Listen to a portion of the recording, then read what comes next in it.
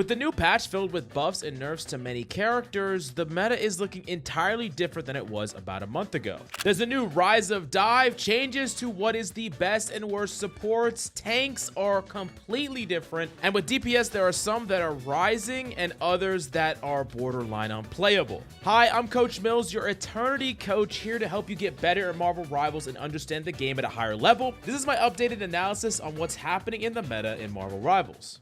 You ever go online and just get that feeling like someone is watching you? Not in like a creepy horror movie kind of way. I mean like your data, your location, your search history. Yeah, that stuff is being tracked. That's why I'm super excited to introduce the sponsor of this video, NordVPN, your invisible cloak for the internet. With NordVPN, your connection is encrypted, your IP is hidden, and suddenly it's like you just stepped into stealth mode. You can browse, stream games from servers all around the world, and if you want to watch a show that's not available in your region, boom, switch locations with one click, problem solved. Now here's the best part, it's fast. Like you won't even notice it's on. No lag, no buffering, just pure internet freedom. Plus, they got a 30-day money-back guarantee, so you can totally try it risk-free. Now, what are you waiting for? Stop letting other people control your data. Protect yourself with NordVPN, and you can go to nordvpn.com/CoachMills or click the link down below to grab a huge discount plus 4 extra months with any 2-year purchase. But I can't recommend NordVPN enough. Definitely check it out in the links down below, and let's get back into the video.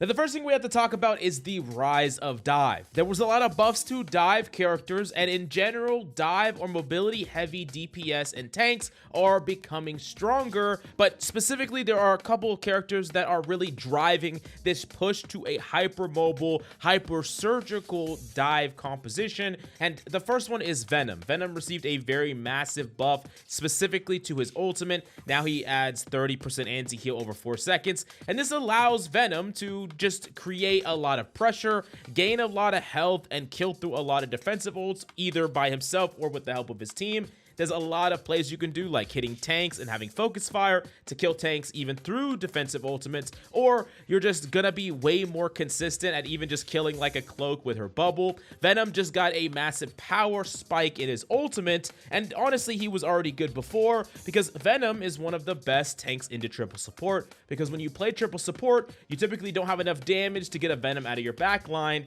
so he's just always there forever. And if you want to get enough damage sources to clear him, you need to play 2 DPS, and even in 2 DPS compositions, Venom is still able to get out and survive. He has great combo potential, and he is really the character that is dominating right now as a dive tank. And I actually did a Venom guide with the rank 1 Venom player Snake Case, so if you want to check that out, I would highly recommend it down below. But if you want to counter Venom, here's my quick tips on how to shut him down.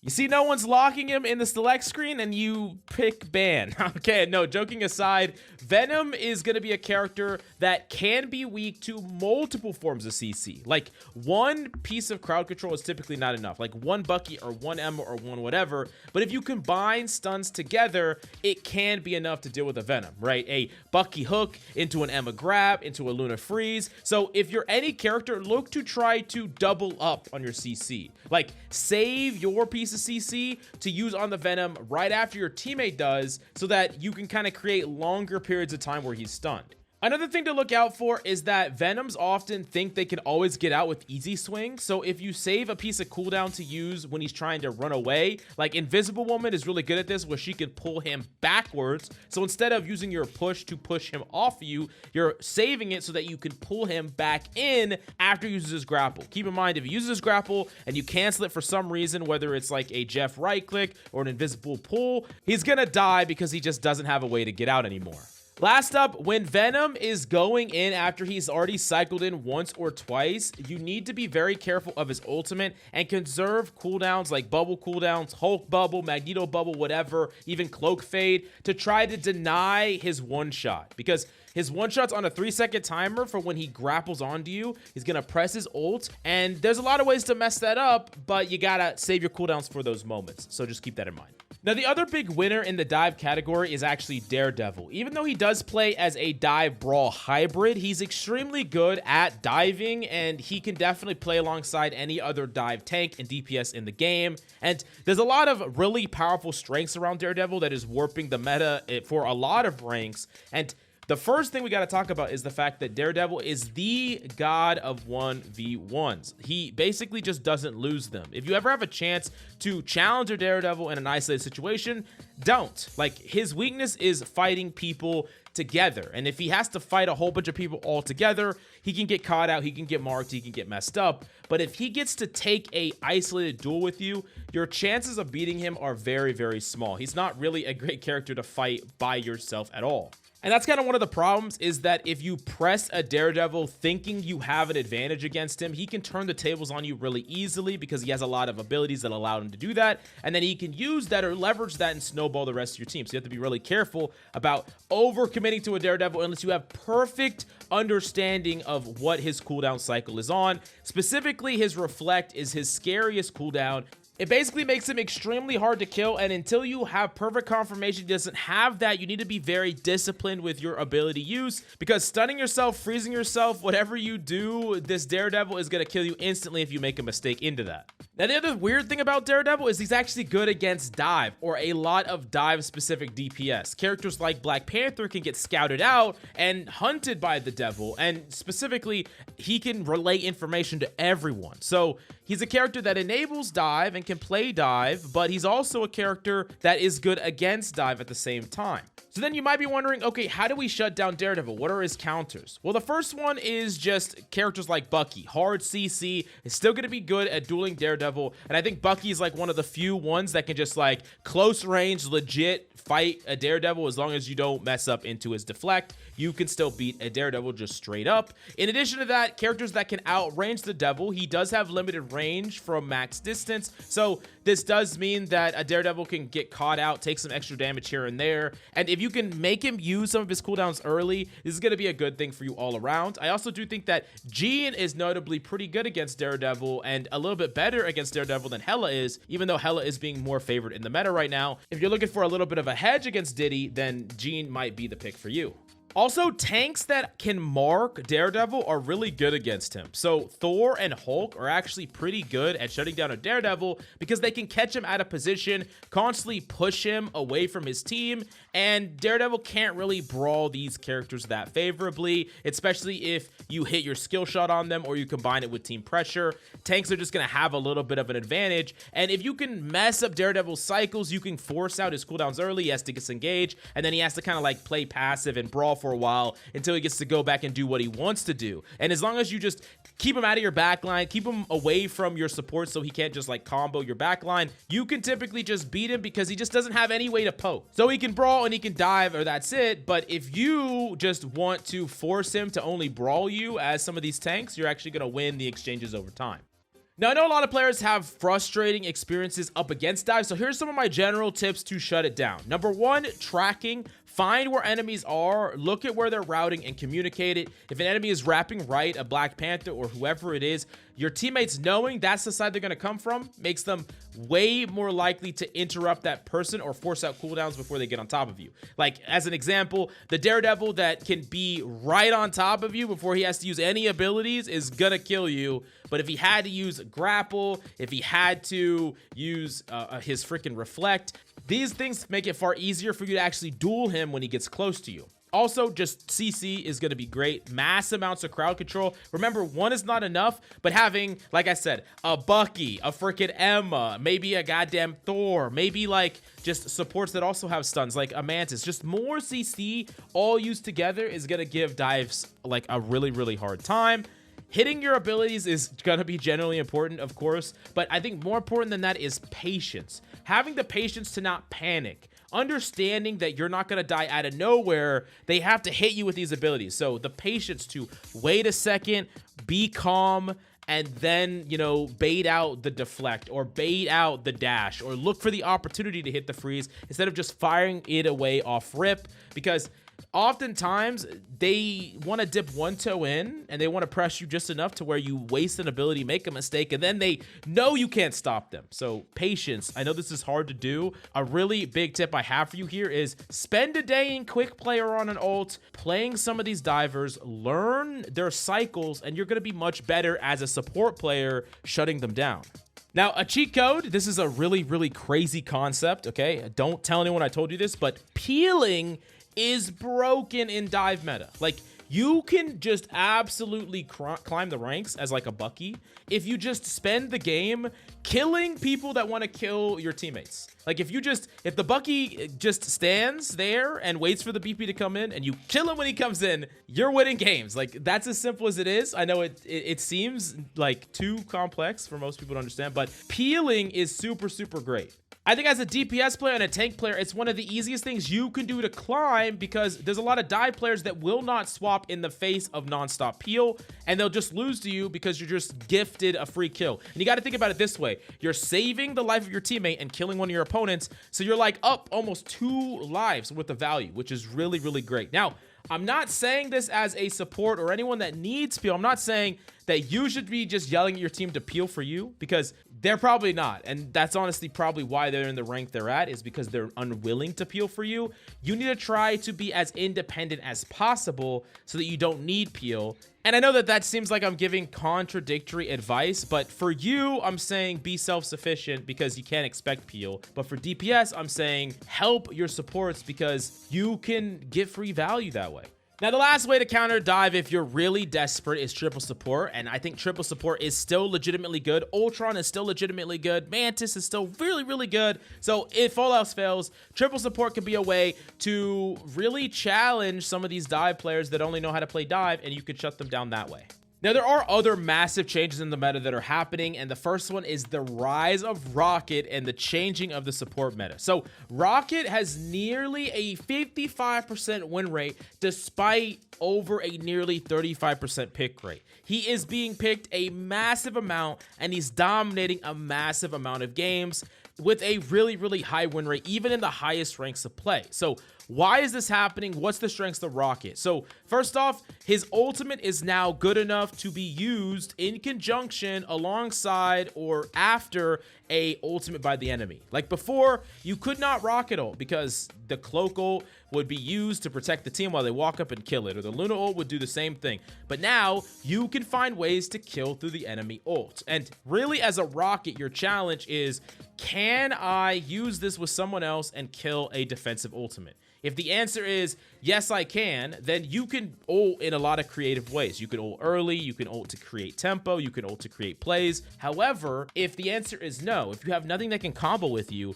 you want to ult off tempo with the opponent. And what I mean by that is you either want to ult early to where they don't have any ults and you can get value with it and just win the fight outright with your ultimate before they get theirs online, or you want to wait until close to when their ultimate is ending so that you kind of mitigate part of their ult and then still have your ultimate to try to win the team fight. Now, because Rocket has been a lot stronger, many of his other strengths are now shining through more than they were before because it's just more worthy to play Rocket. He's not just outclassed in his ultimate ability, and his res is very, very good, being able to just keep someone alive, bring someone back. And the challenge, or one of the things that's happening in the meta, is how good is the enemy Psylocke at scouting, finding, and destroying res beacon. That could be really, really, like, it could change the entire game. On top of that, Rocket's mobility is good, makes him a lot harder to dive than a lot of other supports, and he also can enable dive really well. He's good against mobility heavy characters, and he's good with them. He can heal Venoms from across the map. He can heal Daredevils when they're freaking wall climbing just like in the corner. Like, he can do all kinds of stuff, and at the same time, he's harder to kill than, you know, a random Luna standing main. And also, Rocket plus Penny still has the highest win rate as a duo, even in Celestial. I know it's not played all the time, it's on specific points, but it has the highest win rate. So on those good points, you should probably be using it a lot more if you have a duo that will enable it, because it's that strong and the win rates don't lie. Now, something else that Rocket kind of does is he kind of decentivizes triple support a bit, because with triple support, you're typically losing a source of damage to kind of offset that with more sustain, but you're trying to make up that piece of damage, right? You're sacrificing one DPS, but then you're kind of making it up with like a Mantis and an Atom together, so you have enough damage. Rocket in triple support is pretty weak because he himself isn't adding poke damage to a comp. So you already are lacking damage having a Rocket, but you get all this other stuff. And then if you play triple support, you're lacking even more damage. So most of the time, Rocket is enabling more powerful 2 support compositions instead of triple support. Well, let's dig into what some of those alternatives are to Rocket, and there are other winners. So Mantis is still a massive winner with a really massive win rate and pick rate. And if you're going to play triple support, Mantis is the support to play because she can do a ton of damage and she can damage boost everyone to make them do more damage. So she basically replaces the damage lost by a DPS in a lot of cases. Now, you still don't really want to play like Mantis Rocket, but the idea is if you're going to play triple, Mantis gives you some sustain, a good ultimate, good overall healing, and she's just a really, really strong character that can lead to a lot of stomps where there's just so much pressure around Mantis, and she's just kind of pushing everything over the edge where you're just snowballing kill after kill after kill.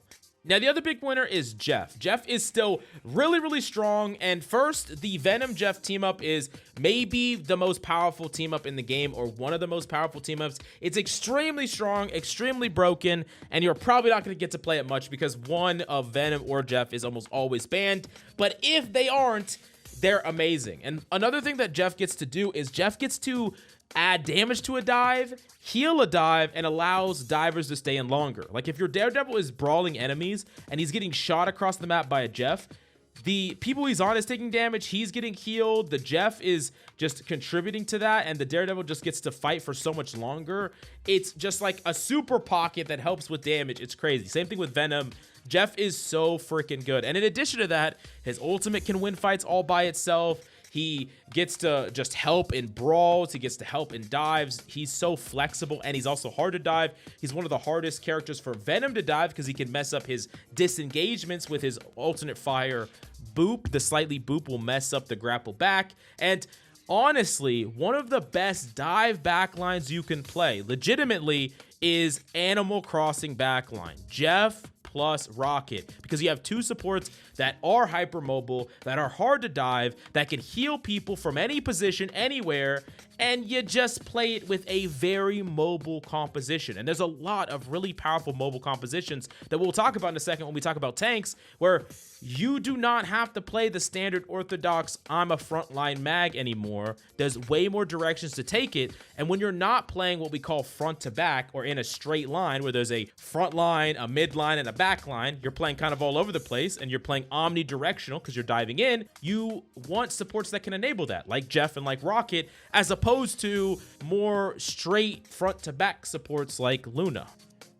Now, speaking of tanks, let's talk about some tanks that are dominating and tank combos that are also doing extremely well. While we did talk about Venom, one that you might not expect is Angela plus Thor, that even in Celestial has an over 60% win rate, and it's a really dominant tank duo, and it makes sense. Angela can pull people out of position, Thor has damage to follow up to kill anyone that's out of position, and Thor can also boot people further out of position, so you have a lot of displacement. I'm going to tell you right now, Angela plus Thor is an absolutely dominant comp against the shield tanks, against the mag, against the freaking Strange, and even against Groot. They can displace you and then pounce on you when you're out of position. This comp just bulldozes through the traditional quote-unquote best tanks that people think about. And also, it helps to break the idea that you need a quote-unquote main tank, because that's what a lot of people think. You need a frontline shield tank in every single composition, and there are things that that provides. However, when you have Angela Thor, you can come at them from any angle, you can get kills from any angle, and you are not, once again, playing front to back. So if you are playing with an Angela Thor frontline, then you would ideally want to play that with characters that also don't need to play front to back. So if you combine Angela Thor with like a Psylocke Star-Lord and a Jeff Rocket, guess what? No one needs to play any set position, and you can attack from any angle, any direction, and you're not going to feel the lack of a mag, because if the mag was standing there, he would be guarding nothing. And the mag on the enemy team is getting pulled in by Angela, jumped by Thor, shot by the sides of Psylocke and freaking Star-Lord, and being, you know, pummeled by Jeff slowly from a distance. So that's kind of the idea here. It's the idea that you don't need front to back tanks unless you're playing front to back style. Now, do you want to play Angela plus Thor with like a Punisher? No.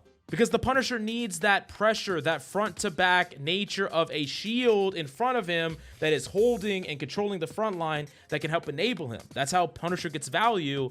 but that's not how Angela and Thor gets value, and they can still win games, and they are still winning games in spite of that. So I would just encourage you to try not to think too one-dimensionally about rivals, because the game is still constantly evolving, and there's many ways to win a game, and there's many ways to get value.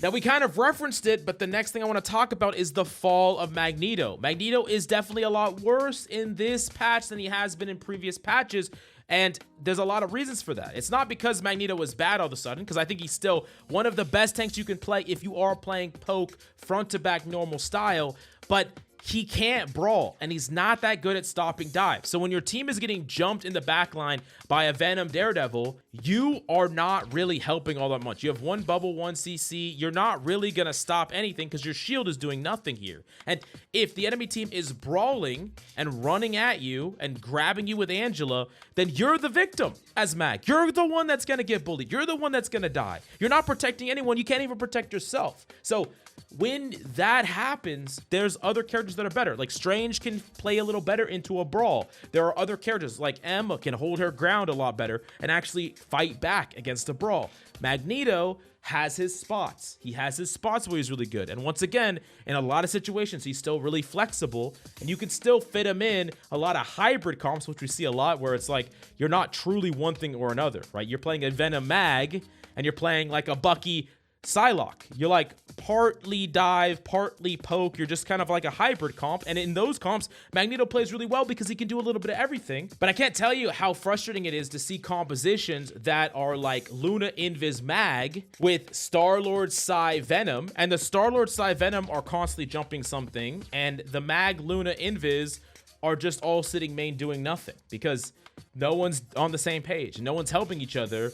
And the Magneto is like either getting bullied or he's trying to stop his backline from getting bullied, and he's unable to do that because he doesn't have enough tools. So I'm not saying Magneto's bad, but I am saying that there are times where he's actually not the solution. So don't just always go running to Magneto. But I do gotta talk about the worst tank, and right now that's the Thing. Even though he doesn't have a crazy low win rate, he is the most situational, and there are times where his power level just feels lacking. I think the main times that he's good is in situations where the enemy is doing an all-in dive, you know, like Cap Venom, lots of characters that are jumping into your team, especially melee dive. So not like Psylocke, Star-Lord, but like BP. Yeah, Thing's gonna be really, really good.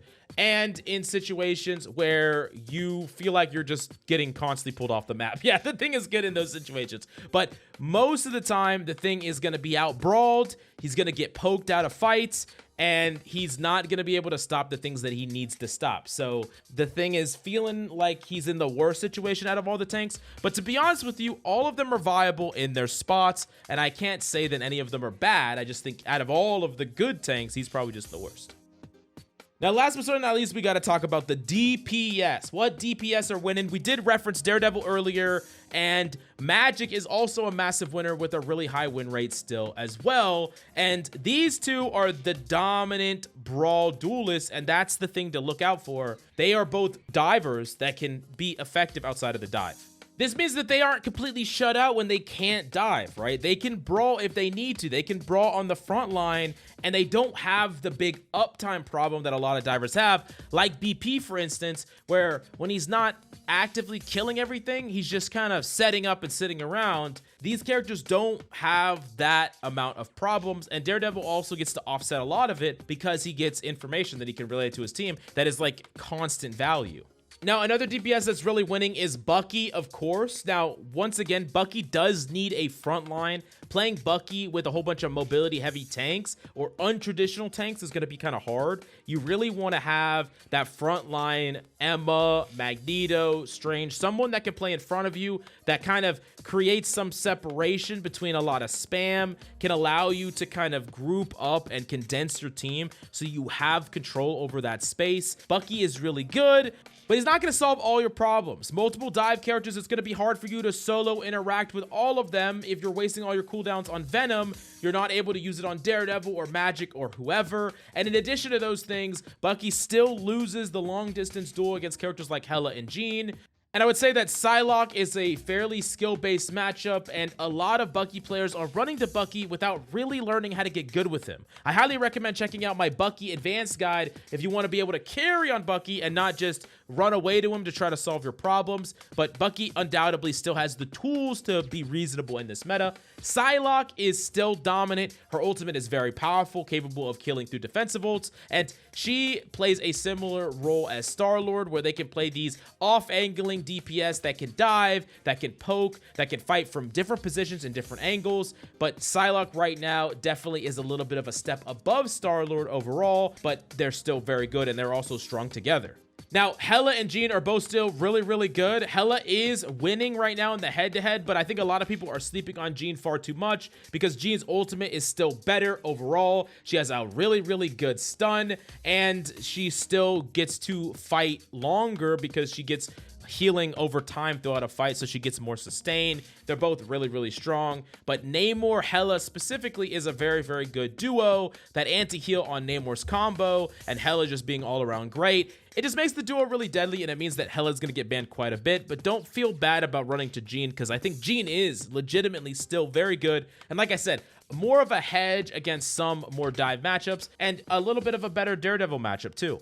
Now, if we talk about the death of any DPS, we gotta talk about the death of Torch, because he has a really low pick right now, a really low ban right now, and a really low win rate now. Now, there are still some Torches that can find success with this character, but really, he is not the thing that you want to be doing right now unless you're a true specialist, or unless you're playing like all-in Torch. I think he's still great with an Ultron pocket, playing with an Ultron. If the enemy team let you play like Ultron Mantis with a Torch, and the Torch is good, and the Ultron's good, it might just be uncounterable still, but you can't do that alone. You kind of need a whole bunch of people that are willing to kind of buy into this idea.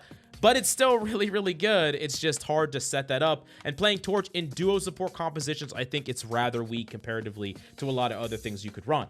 Now, looking at the win rate and the pick rate, Blade did not get buffed enough to see substantial play. He might be underrated right now, but he's not winning a lot of games, and he's not picked a lot at this moment. And Wolverine, surprisingly, is underperforming. And I think this is a combination of a lot of things. There's a lot of tanks that care less about Wolverine running around, seeing a lot of play. There's characters like Psylocke, who can mark Wolverine, Bucky, who can stun him, Daredevil, who can duel him, and just people in general are more aware of him. Invises are pulling and stopping him and denying him. So Wolverine is really not caring like he once was. I still think he's a really dominant character depending on the map you're playing on, but he's gonna be less dominant if your opponents aren't playing some of the very specific characters that Wolverine's great at countering, like Strange, like Groot, and they're playing some other alternative tanks that just get to duel him like Thor or ignore him like Angela. Now, honestly, I think this meta is in a really good spot. Lots of versatile things. The one kind of big question mark is Daredevil. His strength seems to be rising more and more, and he's definitely a very difficult character to deal with or counter. But how do you feel about the meta? How do you feel about Daredevil? And are you liking this just world where you can play a lot of different things and you're not as limited as you once were with what supports and tanks you had to play? Let me know in the comments down below. Smash the like, subscribe if you enjoyed the content, and thank you so much for coming by. I will see you next time.